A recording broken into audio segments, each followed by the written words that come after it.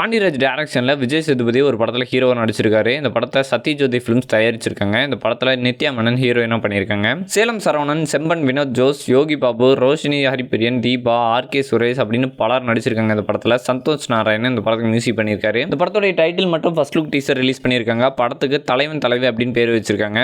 Good bad ugly படம் release ஆகி 25 நாட்களை கடந்து சக்ஸஸ்ஃபுல்லாக ஓடிட்டு இருக்கு தியேட்டர்ஸில். இந்த நிலையில் 25 நாட்களில் 250 கோடிக்கு மேலே வசூல் பண்ணி அஜித்துடைய கரியர்லேயே அதிக கலெக்ஷன் மூவி அமைஞ்சிருக்கு. குட் பேட் அக்லி படம் மே மாதம் 8ஆம் தேதி ஓடிடியில் ரிலீஸ் ஆக போகுதாம். சந்தானம் நடிச்சிருக்க டிடி நெக்ஸ்ட் லெவல் படத்தில் செல்வராகவனுடைய அறிமுக போஸ்டர் வெளியிட்டிருக்காங்க. டிடி நெக்ஸ்ட் லெவல் படம் மே 16ஆம் தேதி ரிலீஸ் ஆக போகுது. இந்த நிலையில் ஹிட்சக் இறுதிராஜ் அப்படிங்கிற கேரக்டரில் செல்வராகவன் இந்த படத்தில் நடிச்சிருக்காரு. அந்த கேரக்டர் பேஸ் பண்ண லிரிக்கல் வீடியோ ஒன்று ரிலீஸ் பண்ணியிருக்காங்க. லக்கி பாஸ்கர் படத்தை டைரக்ட் பண்ண வெங்கி அட்லூரி டைரக்ஷனில் சூர்யா ஒரு படத்தில் நடிக்க கமிட் ஆகிருக்கிறத அனௌன்ஸ் பண்ணியிருந்தாங்க. சித்தார் என்டர்டைன்மெண்ட் நிறுவனம் இந்த படத்தை தயாரிக்கிறாங்க. இந்த படத்தோட ஷூட்டிங்கே ஸ்டார்ட் பண்ணப்படல. ஆனால் இந்த படத்தோட ஓடிடி ரைட்ஸ் அப்படின்னு பார்த்தீங்கன்னா 85 கோடிக்கு நெட்ஃப்ளிக்ஸ் வாங்கியிருக்காங்களாம்.